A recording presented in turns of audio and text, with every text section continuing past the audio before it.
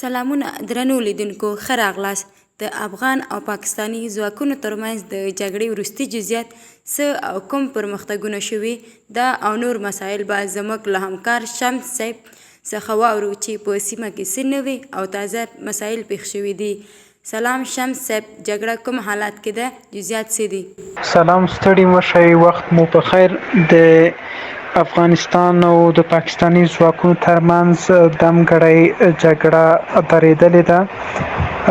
هغه سیمه چې هلته جګړې شدت موندلی و، اوس پکې یوازې افغان سرتیري لیدل کېږي. پاکستاني سرتیري هم خپلو پوستو ته راګرځېدلي. لومړنۍ مذاکراتي ناسته وشوه، خو تر ډیره بریده جزئیات موږ سره په واک کې نشته دی، خو یو شمېر محلي مسؤلین وایي چې دوی ناسته بریالۍ نه وه او هغه جزئیات چې دوی ځینو خپلو استازو سره شریک کړي وو هغه ډېر زیات د قناعت وړ نه وو. نو داسې ویل کېږي چې سبا ته به یو ځل بیا دوی سره ناسته کوي. د اوس لپاره ډزبندي شوې ده او جګړه درېدلې ده. په غوړکۍ سیمه کې چې کوم هغه 200 کورنۍ چې د جګړې د شدت له کبله نورو سیمو ته کډن شوي وو، البته ځانونه ویستي وو، هغوی ځینې کورنۍ بیرته راغلي دي او خپلو سیمو کې میشت شوي. دلته سیمه ییز چارواکي د بشپړ امنیت او د فضا د ډاډ وړ ګڼي او ډاډ ورکوي چې بیا ځلې به داسې څه نه پیښیږي.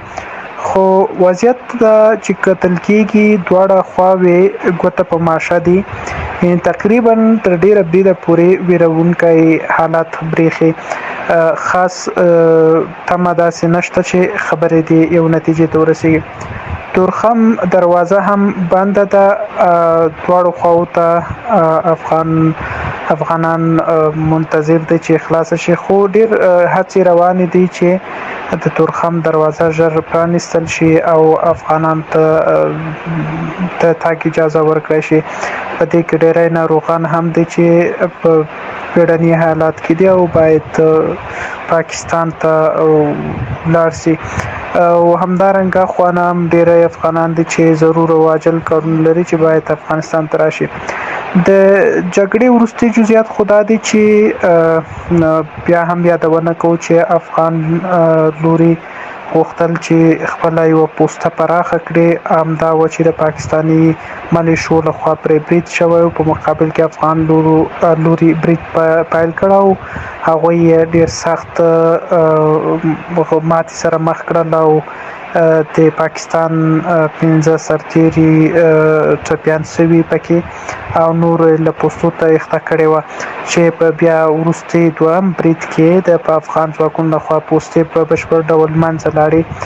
د پاکستاني لوري د یوه راکټ د اوان مرمۍ چې په کور لګېدلې وه، په هغې کې د 4 کسانو د شهادت خبر خپور شوی او موږ کې جزئیات تاسو سره مخکې شریک کړي وو. همدارنګه 3 تنه نور ټپیان ښودل شوي.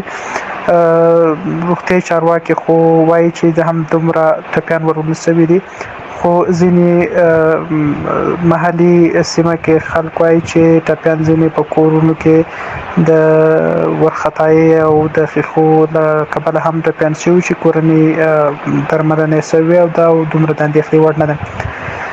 جزئیات به در سره شریکوو. ممکن سبا ته یو ځل بیا ناسته وشي. افغان لوری ډېر غوښتنه یې دا ده چې دوی په خپله خاوره باندې دوی خپل تاسیساتو حق لري او د هېڅوک منع کولی هم نشي. دغه خبرې پاکستاني لوري ته په ډېر زغر کړي دي، خو پاکستاني لوري په ځواب کې ورته وویل چې موږ ته له اسلام آباد هم داسې امر شوی و چې باید تاسو کار ته پرېنږدو. نو دغه د جګړې وروستي جزئیاتو او د مذاکراتو وروستۍ خبرې چې په دې باندې سره خاتمه پیدا کړې، دوی وایي چې تر څو موږ ته لوړپوړي چارواکي امر ونه کړي، موږ البته د کار اجازه نه ورکوو. افغان لوري بیا ورته څنډنه کړې چې سبا هم وخت لري که چیرې سبا پورې دوی د دوی ځواب ترلاسه نه کړ نو دوی په زور سره دغه خپله خاوره باندې پوستې جوړې کړې. دوی د تیر پوستو چې یو ځل په جګړه شوې د هغې مثال وړاندې کړ چې هغه سړک چې پوستې ته تېرېده او دوی مخالفت کړی. بالاخره د یوه 3 ورځنۍ جګړې وروسته افغان لوري وتوانېدل چې هغه سړک تېر کړي. نو هغه مثال یې ورکړ چې موږ چې وغواړو کولی شو. نو افغان طالبان د اسلامي امارات ځواکونه